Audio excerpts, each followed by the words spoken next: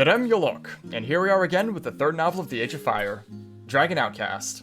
This time, we follow the third surviving hatchling of the Clutch, known only as the Copper. Now I came into this fully prepared to hate the little shit. He gave a purely malevolent speech to Auron, and what little we saw of him in Avenger wasn't much better. I wanted to shoot his crippled bitch ass all through the first two books. Like, listen to this, right? So you'll die now as you should have died out of the egg. Two brothers, both stronger, and you ended up with the nest.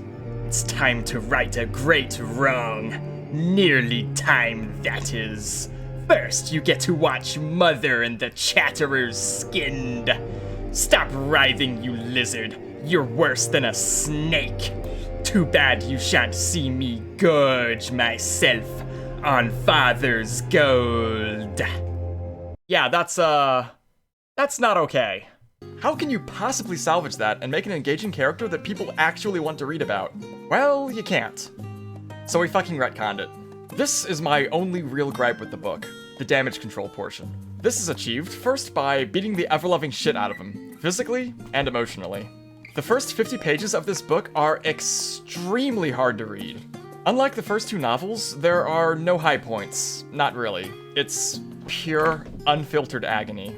He's totally alone, has no support, is barely able to avoid starving to death, and doesn't even have a name. No punches are pulled in describing all of this. It's truly heartbreaking.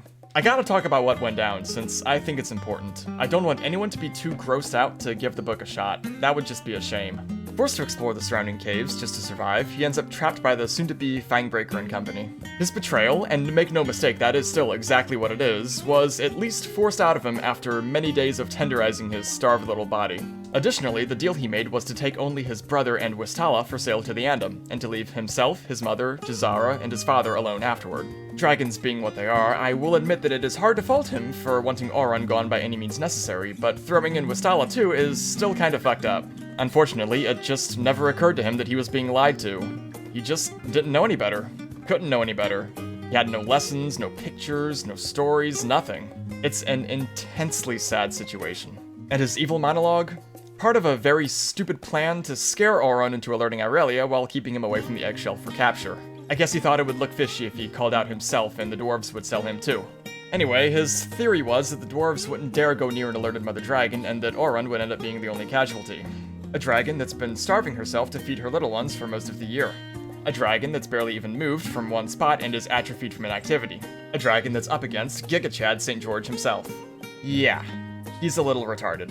And again, he's supposed to be, so it still sort of works, but you still feel the slight awkwardness of the retcon. Knight kind of wrote himself into a corner. Once you're in a mess like this, you gotta just do what you gotta do and try and make it worth it. It was more than worth it.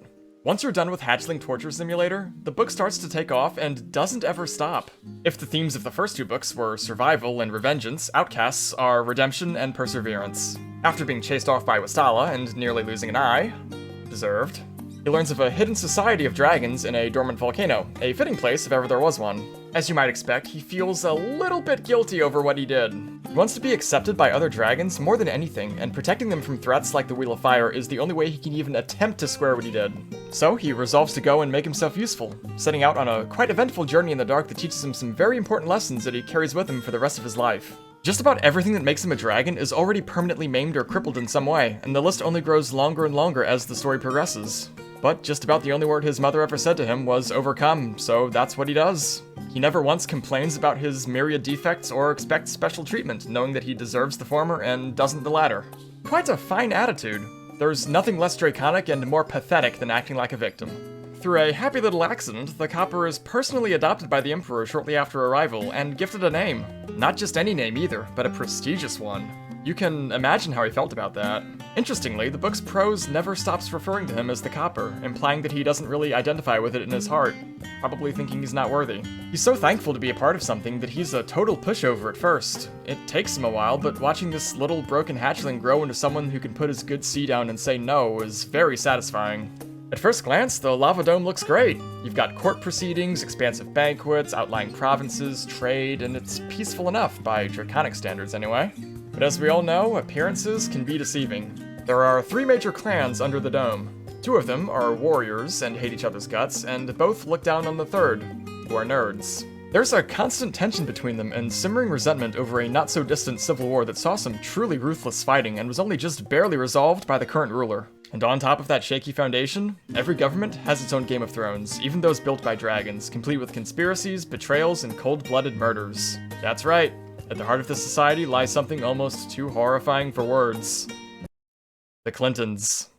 I just want to thank you for everything you are doing. Do you understand? I did not have sexual relations with that woman.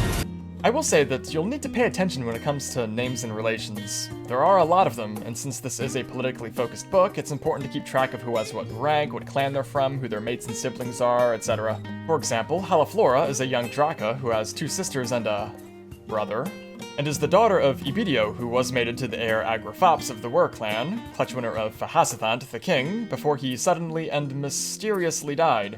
It took me a little while to get it all straight.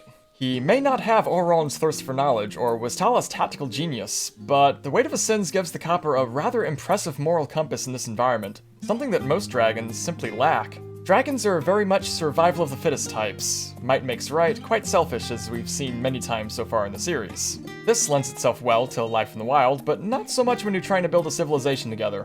So this little quirk of his really stands out and turns heads. He's totally capped on guilt.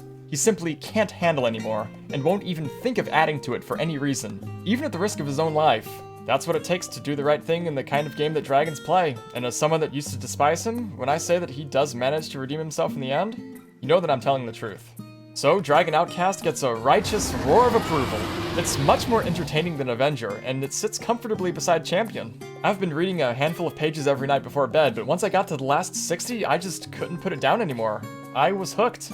It really got me. The climax is actually nuts, and despite hitting you hard and fast with oh shit moments, manages to avoid feeling rushed. The book's pacing is the best in the series so far, for sure.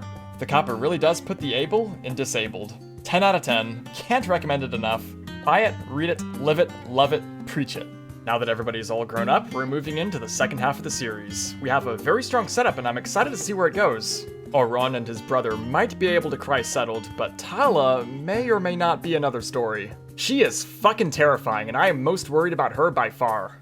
I just hope that even if the road's not happy, that it at least ends up somewhere pretty. There's been enough tragedy in this family already. We'll just have to see. I'll be back with book 4 in another month or so. May you be blessed. See ya.